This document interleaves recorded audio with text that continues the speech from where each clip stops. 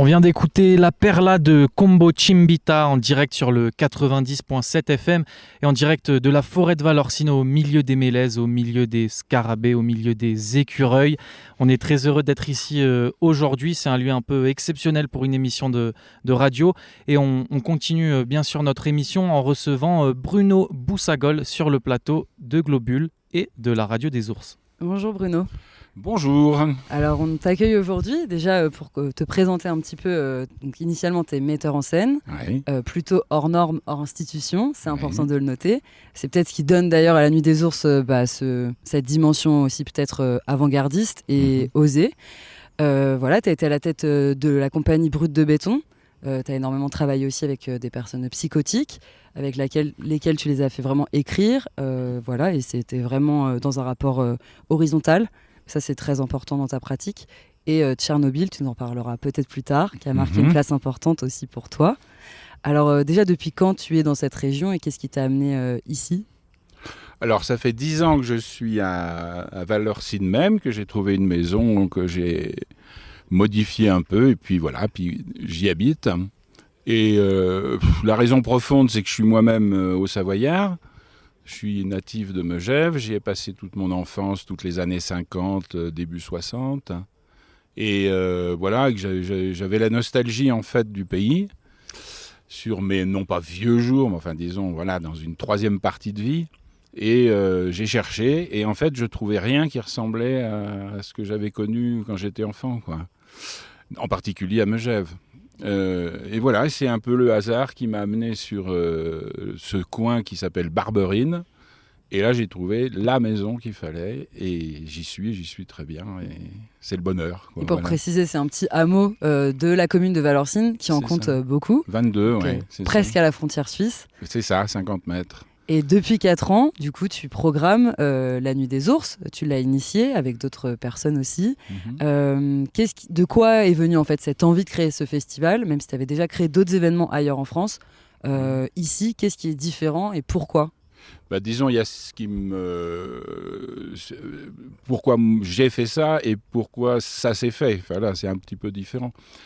Je voulais continuer mon activité parce que ça veut rien dire quand on est metteur en scène ou comédien, enfin voilà, de prendre sa retraite, on prend pas sa retraite, quoi.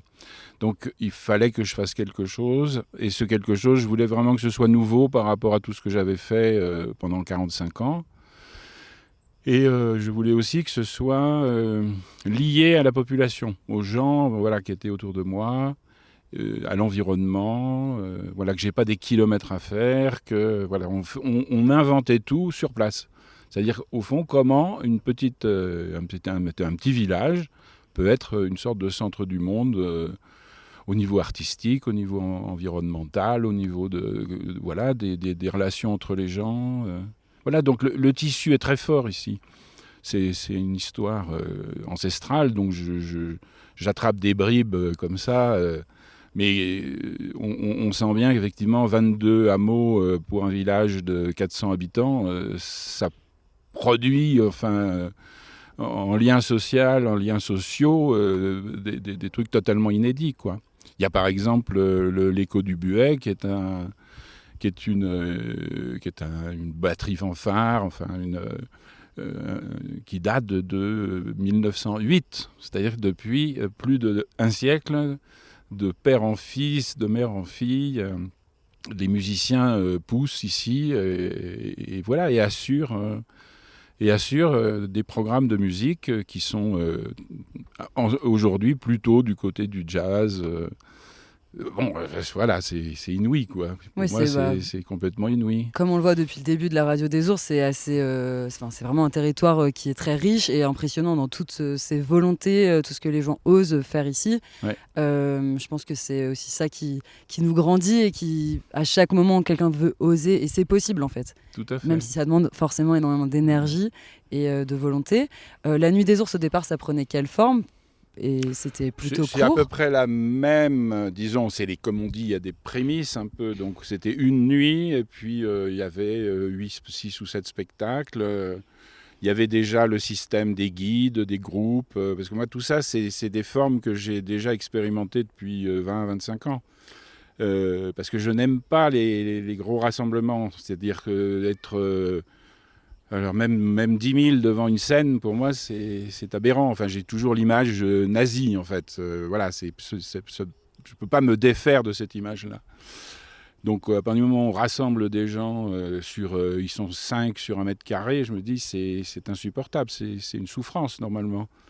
Donc, que ce soit transformé en un plaisir, il faut vraiment qu'on prenne beaucoup de boissons, enfin, etc. Parce que c'est aberrant, c'est quelque chose qui est physique. On nous obligerait à faire ça, on se révolterait. Et peut-être tu peux expliquer plus en détail pour les auditeurs et auditrices. En fait, c'est que la Nuit des Ours, ça prend une forme déjà dans la montagne, par le relief, divisé par plusieurs guides. Chaque spectateur, spectatrice va pouvoir choisir ce guide qui va suivre. C'est ça. Déjà qu'il y a une identité différente, des questionnements différents. Ça peut très bien aller d'un militant à un artiste plasticien, à un sociologue ou un guide de haute montagne. Et chacun va prendre des chemins de traverse différents. Et au cours de la nuit, de la soirée, on va voir des spectacles tout au long de ce chemin. D'un parcours, en fait. Oui, c'est ça. Voilà. Qui est le même pour tout le monde, mais en même temps, puisque de fait, les groupes permutent, c'est des groupes de 50 personnes maximum.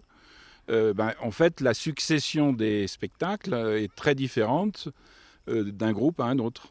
Parce que les sensations qu'on a d'avoir vu, mettons, un spectacle un chœur italien et puis après un spectacle de cirque, c'est pas du tout la même chose que, par exemple, un spectacle de cirque et puis après on va voir un spectacle de théâtre. Voilà, ça fait partie, disons, du projet de ma mise en scène, si on veut, c'est que ce soit une mise en scène qui elle-même soit presque incontrôlable. Donc ça, c'est ça qui est intéressant aussi professionnellement, après avoir mis moi-même, je sais pas, une centaine de spectacles en scène, de me dire, au fond, je mets quelque chose en scène, mais que je ne contrôle pas à 100%. Merci, on va marquer une petite pause et on revient tout de suite donc, avec Bruno Boussagol qui a l'initiative de la Nuit des Ours. C'est dans quelques instants avec la playlist de Kirsten, Magnetic Fields de Lucille Marshall.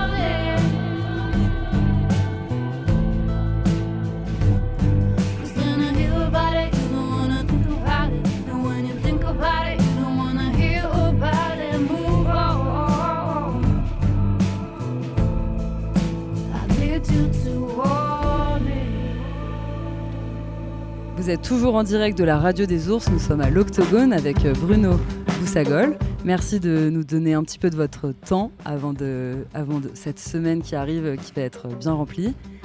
Est-ce que tu peux nous parler peut-être d'un spectacle ou de plusieurs spectacles qui t'auraient vraiment marqué ici, soit aussi dans l'installation vu que c'est la montagne. Il faut aussi, ça demande aussi beaucoup d'énergie et de réflexion d'imaginer dans un endroit à nu comme ça des spectacles. Par exemple, l'endroit où on est, donc, qu'on a appelé l'Octogone parce que c'est un octogone en bois, en pleine forêt. Au départ, il s'agissait d'avoir un endroit plat. Il y a très peu d'endroits plats ici. Donc on s'est dit, on va en faire un, puis ça restera et les gens en feront, s'ils pique-niqueront, d'autres feront du yoga, d'autres feront des concerts, d'autres feront des conciliabules, enfin voilà. Et c'est exactement ce qui se passe.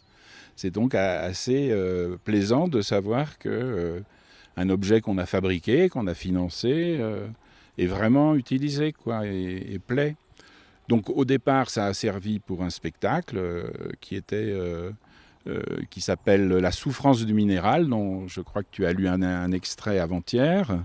Et il fallait cet endroit.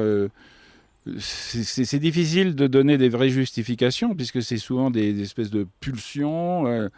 La pulsion artistique, elle peut s'expliquer des fois après. Pendant, c'est difficile. Et avant, parce qu'il y a un cheminement qui nous amène à ça. Donc là, il fallait l'enfer de Dante. Il fallait aussi que les gens soient ensemble de manière relativement sécurisée. Et puis qu'ils entendent des paroles de personnes qui vivent l'enfer, l'enfer psychique, et qui en ont fait un texte tel que c'est quand même audible pour quiconque. Voilà, c'est ce passage, disons, entre ce qu'on appelle la folie au sens très large, et puis, un raisonnement commun à la grande majorité de la population. Mais ça reste très, très difficile. Ce passage reste difficile. Donc, on est passé par Dante, parce qu'il se trouvait que Dante, c'était le 500e anniversaire de sa naissance, je crois. Je ne sais plus si c'est naissance ou mort. Enfin, en tout cas, c'était il y a longtemps.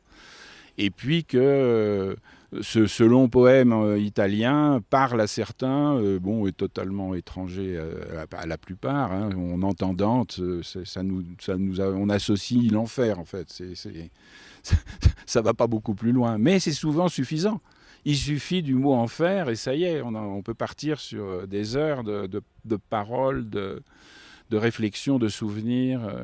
Et c'est ce qui s'est passé. Donc voilà, c'est cet endroit qui est très utilisé, le fond de son histoire, c'est l'enfer de Dante. Et c'est aussi du coup le collectif Parce qu'on est là. Oui. C'est 3 femmes qui étaient là l'année dernière, oui. Et qui vient aussi de ta pratique plus ancienne, que tu as toujours menée avec les personnes psychiatriques, dans un hôpital psychiatrique. Est-ce que tu peux nous parler un peu de ce travail-là? Ça, c'est une... on ne sait jamais aussi pourquoi J'allais employer le mot « aimer », mais après tout, c'est le bon mot. Hein. Moi, j'aime la folie au théâtre, la folie dans la musique. En fait, ça en est truffé. Et la folie dans la science, et la folie... S'il n'y avait pas la folie, je veux dire, on casserait des cailloux et on s'attaquerait à des mammouths. Enfin, voilà, donc ça ne vient que du dérèglement, qu'on trouve des idées nouvelles qui permettent de résoudre des problèmes nouveaux et à l'infini et à l'infini. Donc c'est pour ça qu'il y a de plus en plus de fous d'ailleurs dans le monde. On est de plus en plus nombreux, mais c'est presque exponentiel. Alors que Beckett, par exemple, disait « Nous naissons tous fous, quelques-uns le demeurent ». Donc en fait, lui, il partait de l'idée que c'est la folie, c'est vraiment le lieu commun, et qu'il y en a qui s'en sortent. Mais après tout, qu'est-ce qu'ils font en étant sortis, quoi. Donc c'est pour ça aussi que sans cesse, l'amour, c'est une expérience au fond de folie en général, enfin le désir, parce que on a ça en nous. Et puis les moments, les grands moments où la pulsion, ici on est dans un pays où les gens prennent beaucoup de risques, par exemple physiques. Pour moi, c'est une marque de la folie, puisque la raison voudrait qu'on soit raisonnable et qu'on reste chez soi. Et voilà. Donc, alors bon, du coup, très jeune, j'ai toujours eu des liens avec alors les fous, les vrais fous, quoi. C'est-à-dire ceux qu'on soigne, voilà. Moi, j'ai jamais été trop surpris par cette frange de la population. Et puis voilà, dès que j'ai fait du théâtre vraiment, j'ai tout de suite vu que on parlait quasiment que de ça. Hein. Qui travaille sur Shakespeare ne peut pas contourner la question de la folie. Qui travaille même Molière. Molière, c'est des explosions de folie, de délire, ça va de la méchanceté à l'avarice, mais qui devient un vice, etc. Voilà. Donc on souffre. Enfin, ces personnages-là souffrent d'exister.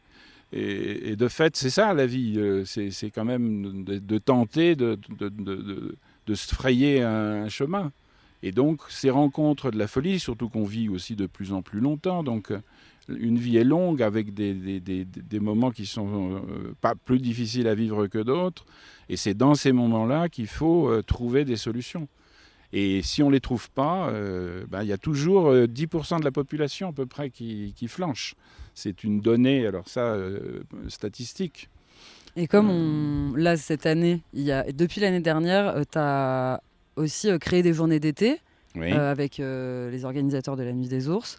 Pour toi, c'était quoi l'importance aussi de ces moments de discussion? L'année dernière, le principal thème, c'était Rester vivant, avec des glaciologues, météorologues, militants, des discussions aussi sur la démocratie. Est-ce qu'elle existe encore? Est-ce qu'elle a déjà existé ou non? Cette année, c'est plutôt les questions autour du déplacement, de l'exil, suite aussi à la guerre en Ukraine. L'importance aussi, le sous-titre de la Nuit des Ours, c'est Créer, c'est résister. Qu'est-ce qui est important aussi dans l'introduction de la Nuit des Ours, d'avoir ces temps de discussion, et qu'est-ce qui va s'y passer dans ces prochains jours?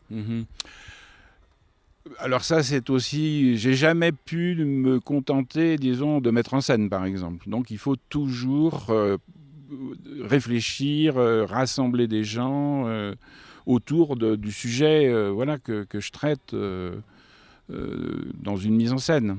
Donc, j'ai par exemple, il y a 25 ans, j'ai créé un festival qui s'appelait le Festival de la Pensée. Donc, je rassemblais que des penseurs de l'époque, Bourdieu, Méchonic, Benassaïag, enfin voilà. Donc, ces gens-là, que je connaissais pas personnellement, je me suis dit, il faut qu'ils puissent parler avec les gens. Parce que moi, c'est ça qui m'intéresse. C'est pas tellement qu'il soit prof de fac ou qu'il passe à France Culture, ce qui évidemment est essentiel. Mais de fait, moi, ce qui m'intéressait, c'est de mobiliser, par exemple, la salle de mariage de la ville en question, c'était la ville de Clermont-Ferrand. J'avais 500 places.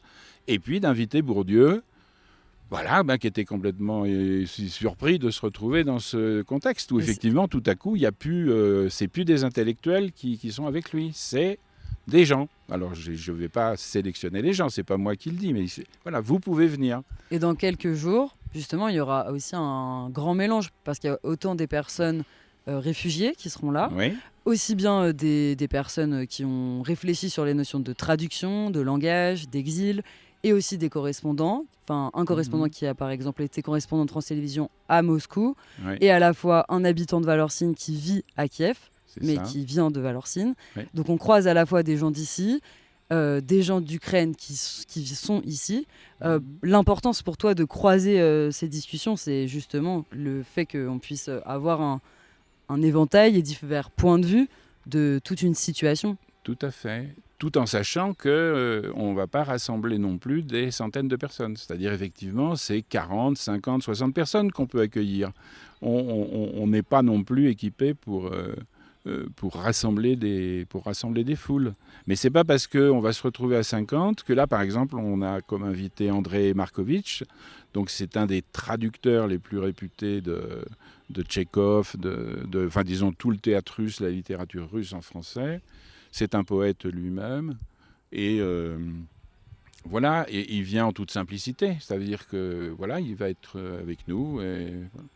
Alors qu'effectivement, c'est quelqu'un qui fait des colloques, je sais pas, 30 par an, quoi, quelque chose comme ça. Et il sera avec nous. C'est ça, la Nuit des Ours. C'est à la fois croiser des populations dans un milieu rural, à la fois ramener des groupes qui sont plus ou moins connus, des choses de qualité et à la fois dans un désir que ce soit accessible à tous et aussi à tous les âges. Parce que cette année aussi, donc il y a toujours eu la Nuit des oursons, mais il y a même un concert par exemple pour les bébés. Pour les bébés, oui. Et c'est assez impressionnant de voir qu'on pense à tout le monde Ouais, et dans un désir de partage et de réflexion, on repart avec plus de questions sûrement alors que moi, quand on arrive. c'est vraiment, alors surtout en vieillissant, je me passionne pour les expériences. J'ai envie de faire beaucoup d'expériences en ce moment.